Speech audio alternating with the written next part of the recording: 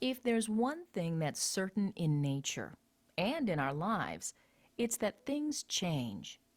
As time goes on, our bodies change. When you're young, you grow taller and bigger. And as we age, we gain more experience, more knowledge, and get wiser. Things in nature are also constantly changing. For example, the weather and seasons are always changing. The interaction of plants and animals with the environment is always changing as well. Biologists believe that living things, over time, have changed a great deal. In fact, change is one of the basic themes of the theory of natural selection. What causes living things to change? How and why do species change? And what evidence exists to support the notion that species change and evolve over time? During the next few minutes, we're going to explore these questions and others, and take a look at some of the evidence of the process of change.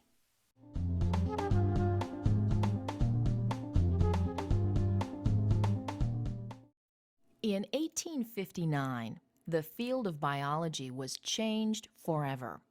This was the date when the British naturalist Charles Darwin published the earth-shaking book titled The Origin of Species by Means of Natural Selection. This book altered the way people thought about living things and how they change over time. The theory of natural selection proposed by Darwin is one of the cornerstones of evolutionary theory. Evolution is a change in a species over time. As you probably already know, a species is a group of organisms that have similar characteristics and successfully reproduce to form fertile offspring. The theory of evolution, as other theories about change in life over time, cannot be conclusively proven or disproven. However, a great deal of scientific evidence supports the theory of evolution, and during the next few minutes, we'll examine some of this evidence.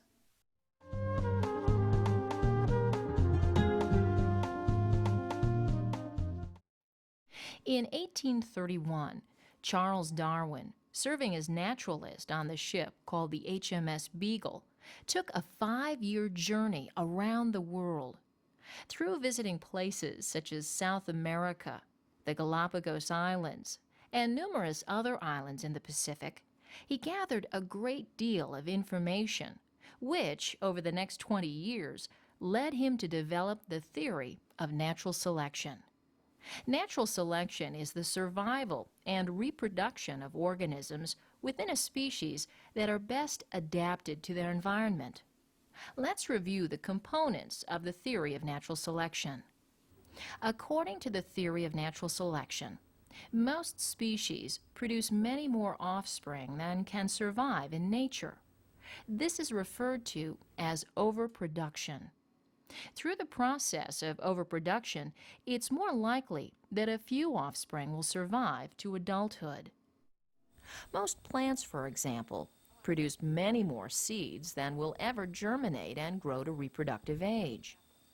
Animals such as fish, frogs, and reptiles also tend to produce large numbers of offspring. Overproduction of offspring often results in competition. When resources become scarce, individuals are forced to compete for things such as food, living space, and even breeding partners. You observe. Are all these birds exactly the same?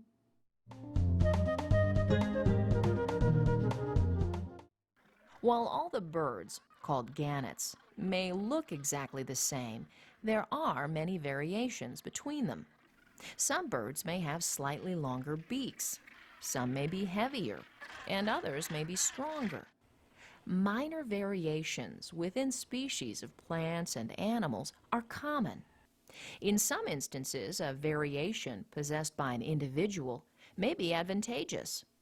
A variation enabling an organism to be better suited to its environment is called an adaptation.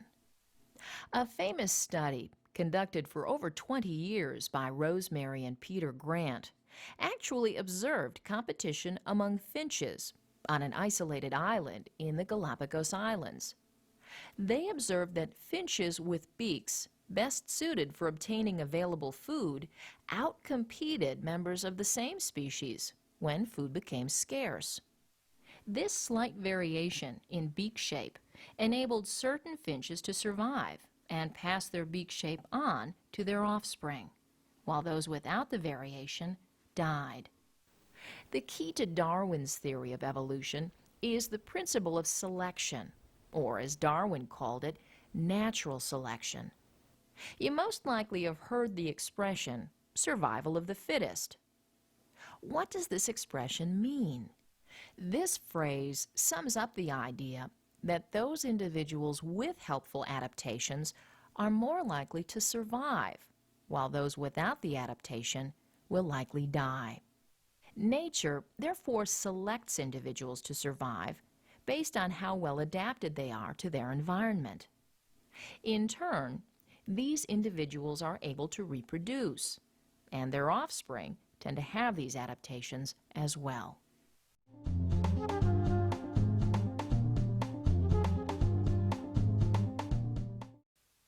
You compare. How do these different species of birds compare?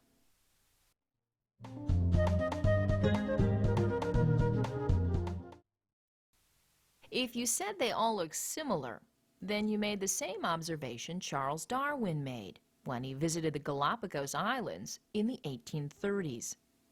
These birds are called finches, often referred to as Darwin's finches. These finches, of which there are 13 distinct species, are one of several pieces of information that caused Darwin to think in a different way about the progression of life.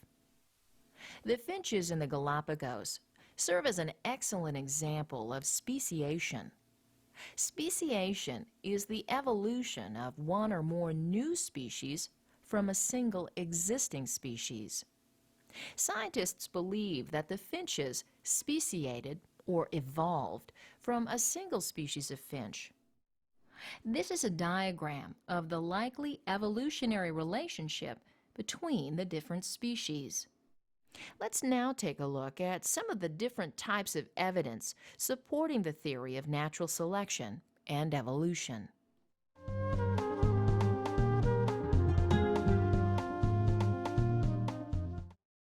There's a great deal of scientific evidence which supports the theory of evolution. One such type of evidence comes from the fossil record. As you probably already know, a fossil is the remains or trace of a once living thing. The fossil record is the collection of fossils that scientists have examined, and it has taught us a great deal about past life on Earth. The fossil record provides a biological record of life on Earth. Scientists can determine the age of once living things, and also the age of the rocks containing the fossils. Using sophisticated procedures and piecing together millions of fossils, scientists have developed a picture of how life has changed throughout Earth's history. In general, they've concluded that life began in a very simple form, similar to these bacteria, billions of years ago. While the fossil record is not entirely complete, it does clearly illustrate the progression of life from single-cell organisms to a vast array of organisms found on our planet today.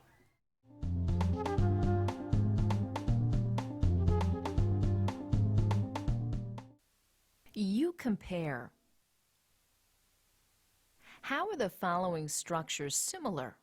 The wing of this bird, the leg of this cat, and the arm of this person.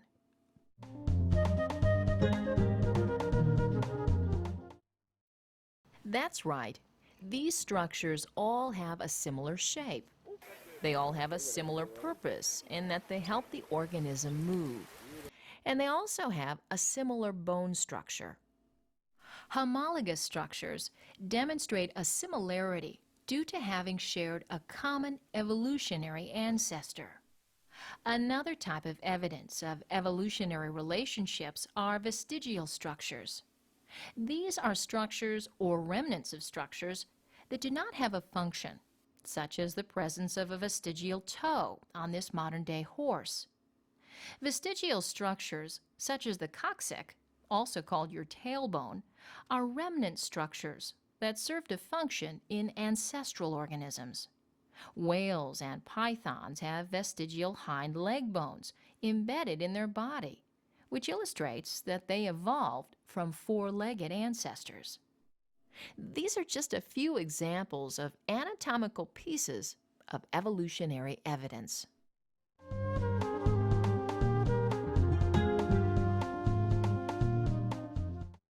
The study of newly formed organisms, or embryos, and their development is called embryology. A comparison of the embryology of different organisms provides very interesting evidence of evolution. For example, the embryos of many vertebrate animals are quite similar in early stages of development. Such similarities point toward the fact that different organisms share a common evolutionary origin. Structures such as a tail and gill slits are found in early embryos of fish, chickens, and rabbits. While fish keep their gills, chickens and rabbits lose them as the embryo develops. The more closely related the organisms, the longer they resemble each other in their development. These similarities in embryology support a strong evolutionary relationship between vertebrate species.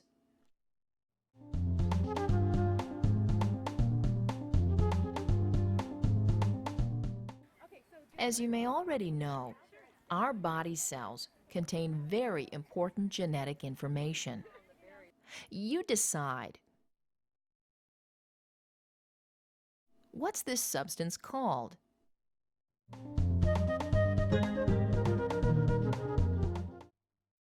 DNA is the fundamental unit of heredity and is found in our cells. DNA contains the information all living things need to grow and maintain themselves. Advances in technology have enabled biologists to compare the DNA of different organisms, pointing out evolutionary relationships. Due to the fact that DNA has been passed down from the earliest organisms, all organisms share commonalities in their DNA. The more closely related two different species are, the more similar their DNA.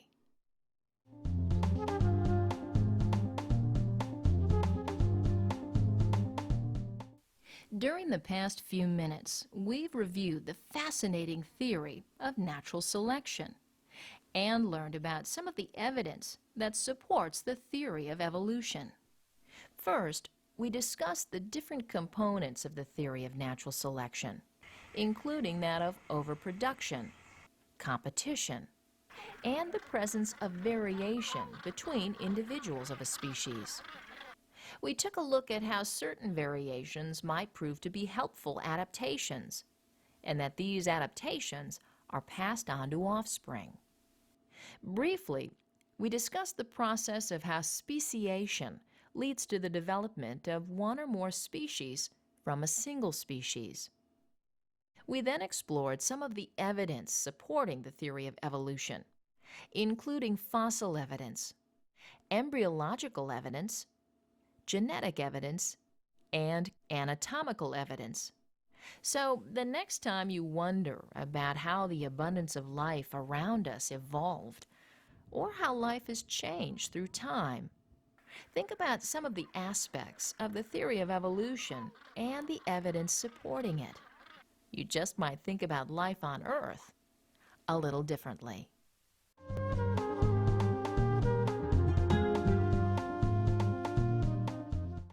Fill in the correct word to complete the sentence. Good luck, and let's get started. Number 1.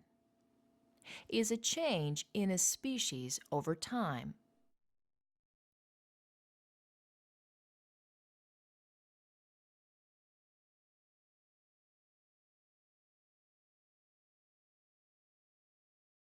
Number 2. Natural is the survival of organisms best adapted to their environment.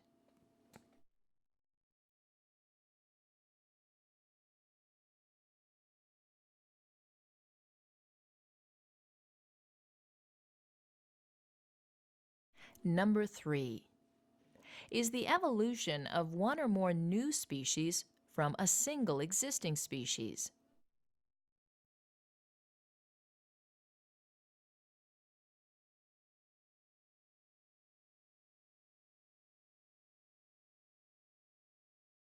Number 4. The theory of evolution is supported by evidence.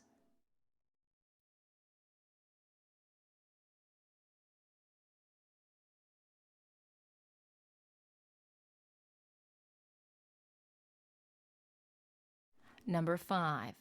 The record provides a biological record of life.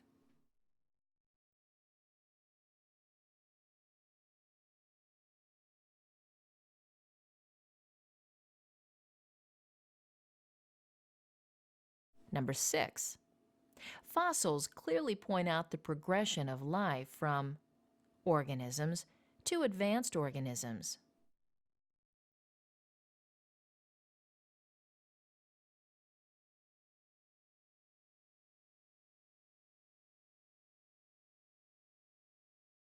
Number 7. Structures demonstrate a similarity due to having shared a common evolutionary ancestor.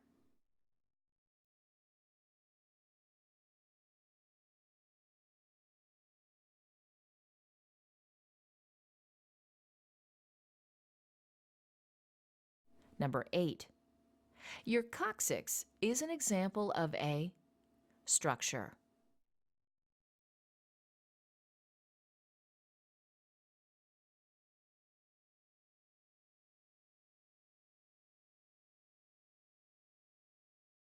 Number 9. Early of many vertebrates is quite similar.